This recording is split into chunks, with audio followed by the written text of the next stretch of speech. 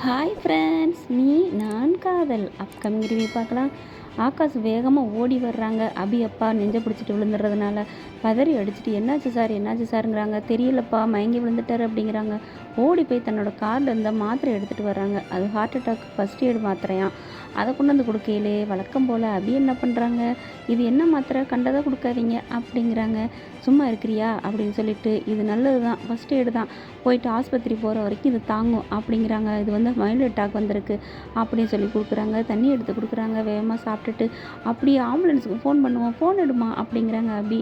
என்னது ஆம்புலன்ஸுக்கு, என்கிட்ட தான் கார் இருக்கே அப்படின்னு சொல்லிட்டு வேகமாக அவங்க அபி அப்பாவை தூக்கி காருக்குள்ளே போட்டுக்கிட்டு ஹாஸ்பிட்டல் கொண்டு போகிறாங்க. ஹாஸ்பிட்டலுக்கு போயிட்டு பார்த்திங்கன்னா பயங்கரமாக சிகிச்சை நடந்துகிட்ருக்கு. வெளியில் ஹாலில் உட்காந்துட்ருக்காங்க. அபியும் ராகவும் பார்த்திங்கன்னா அபி பார்க்கையில் ராகவ் பார்க்கல, ராகவ் பார்க்கையில் அபி பார்க்கல. அதுக்கப்புறம் 2 பேரும் நேருக்கு நேராக பார்த்துக்கிட்டு என்ன நினைக்கிறாங்கன்னு தெரியல. நல்ல மனுஷனாக இருக்கானே அப்படின்னு அபி நினைக்கிறாங்க. அடுத்த நிமிஷம் ராகவ் தன்னை பார்க்குறது தெரிஞ்சோடனே அப்படிங்கிற மாதிரி திரும்பிக்கிறாங்க. அடுத்து டாக்டர் சொல்கிறாங்க, பார்த்துங்க மைல்டு அட்டாக் வந்திருக்கு, அவரை வந்து எந்த டென்ஷன் பண்ணாமல் வச்சுக்கோங்க அப்படி இப்படின்னு சொல்கிறாங்க. அதுக்கப்புறம் சரிங்க டாக்டர்னு கிளம்புறாங்க. கிளம்ப போகும்போது அது என்ன மாத்திரை அப்படிங்கிறாங்க அபி ராகவை பார்த்து. இல்லை, அது வந்து முதல் உதவி மாதிரி, இது வந்து போட்டுக்கிட்டால் சீக்கிரத்தில் எதுவும் ஆபத்து வராது அப்படிங்கிறாங்க. அந்த மாத்திரை என்னன்னு சொல்லுங்கள், நான் வாங்கி வச்சுக்கிறேன் அப்படிங்கிறாங்க. இது என்ன கடையில் வைக்கிற மிட்டாய் நினச்சியா, இதெல்லாம் டாக்டர் இதோட தான் எழுதி கொடுக்கணும், அவங்க எழுதி கொடுத்தா தான் கொடுப்பாங்க மாத்திரை அப்படிங்கிறாங்க. உடனே உங்களுக்கு பொறாமை, எங்களுக்கு எல்லாரும் தெரிஞ்சிருமோன்னு அப்படின்னு வழக்கம் போல் அபி சொல்கிறாங்க. உடனே நீ கொஞ்சம் கூட மாறவே மாட்டியா அப்படிங்கிற மாதிரி பார்க்குறாங்க ராகவ். அதுக்கப்புறம் வீட்டில் ஒன்று வந்து பத்திரமா விட்டுறாங்க. என்னப்பா ஆச்சு அப்படின்னு சொல்லி அவங்க அக்கா ரொம்ப பயப்படுறாங்க. அடுத்து வந்து அபியோட அம்மாவுக்கு ஒரு அம்மா கால் பண்ணுறாங்க. இங்கே பார்த்தீங்கன்னா பொண்ணை வந்து 4 பேர் அடித்து தூக்கிட்டு போகிறாங்க அப்படின்னு சொல்லிடுறாங்க. அந்த இடத்துக்கு எல்லாரும் அலறி அடிச்சுட்டு ஓடுறாங்க. அடுத்து வந்து பார்த்திங்கன்னா அணுவை காணும்னு சொல்லிட்டு அபி பதறி போய் ராகவ்கிட்ட சொல்கிறாங்க. அணுவுக்கு கால் பண்ணுறாங்க, சுவிட்ச் ஆஃப்னு வருது. உடனே ஆகாஷுக்கும் கால் பண்ணி பார்க்குறாங்க. ராகவ் சுவிட்ச் ஆஃப்னு வருது. சரி நான் பார்க்குறேன், தேடி பார்க்குறேன், நீங்கள் கவலைப்படாதீங்க, நான் வந்துடுறேன் அப்படின்னு சொல்லிட்டு ராகவ் வேகமாக போடுறாங்க.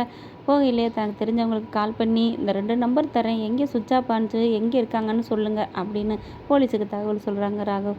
அதே மாதிரி 1/2 மணி நேரத்தில் சொல்கிறேன்னு சொல்லிட்டு சொல்லிடுறாங்க. அந்த இடத்துக்கு ராகவ் ஓடுறாங்க. இங்கே ஊர் மக்கள் ஊரா திரண்டிட்டு போகிறாங்க. பார்த்திங்கன்னா ஆகாஷ் என்ன பண்ணுறாங்க, கை கட்டை அவுத்து விட்டு தண்ணியை தெளித்து விட்டுட்டு அங்கேருந்து எஸ்கேப் ஆயிடுறாங்க. எல்லா ஊர் மக்களும் வர்றாங்க அந்த இடத்துக்கு. பார்த்திங்கன்னா ஆகாஷ் எந்திரிச்சிடுறாங்க கண்ணை முழிச்சு. ஐயோ அனு, நீங்கள் எப்படி இங்கே வந்தீங்க அப்படின்னு சொல்லி அணுவையும் கை கட்டெல்லாம் அவுத்து விட்றாங்க. அணு வந்துட்டு நான் எப்படி இங்கே வந்தேன் அப்படிங்கிறாங்க. தெரியலைங்க, எப்படி வந்தோம்னு தெரியல, வாங்க நம்ம வீட்டுக்கு போகணும். வெளியில் வர்றாங்க. ஊர் மக்கள் பூரா உள்ளுக்க வந்துடுறாங்க. பார்த்தா என்ன திருடனை நம்பி இங்கே வந்தால் நீங்கள் இருக்கீங்களா, இது என்னது, என்னம்மா நீ நல்ல பொண்ணு நினச்சா இப்படியா இருக்கிறியா, இப்படி இருப்பீங்களா, கேடுகட்ட பொண்ணாக இருக்கியா அப்படி இப்படிங்கிற மாதிரி பேசுகிறாங்க. ஆளுக்கு அப்படியே ஆகாஷை பார்த்து திட்ட ஆரம்பிக்கிறாங்க. அணுவையும் திட்டுறாங்க. அணு ஓடி வந்துடுறாங்க அம்மா கிட்ட. என்னடி ஆச்சு, தெரியலம்மா, யாரோ எனக்கு ஸ்ப்ரே பண்ணாங்க, நான் கோயிலுக்கு போயிட்டு வந்துட்டு இருந்தேன், அவ்வளோதான் தெரியும், அப்புறம் பார்த்தா இங்கே இருக்கேன் அப்படிங்கிறாங்க. ஆகாஷ் உனக்கு என்னடா ஆச்சு அப்படின்னு ராகவ் போய் கேட்குறாங்க. அவர் பக்கம் ராகவ் தாங்க போய் நிற்கிறாங்க. என்னையோட தெரியலண்ணா, எனக்குமே தெரியல, எனக்கு யாரோ தலையில் அடிச்சிட்டாங்க, கண்ணு முழிச்சா இங்கே இருக்கேன் அப்படிங்கிறாங்க. அதுக்கப்புறம் இது யார் பண்ண வேலைன்னு தெரியும், நீங்கள் தான் பொய் சொல்கிறீங்கடா அப்படின்னு எல்லாரும் சொல்கிறாங்க.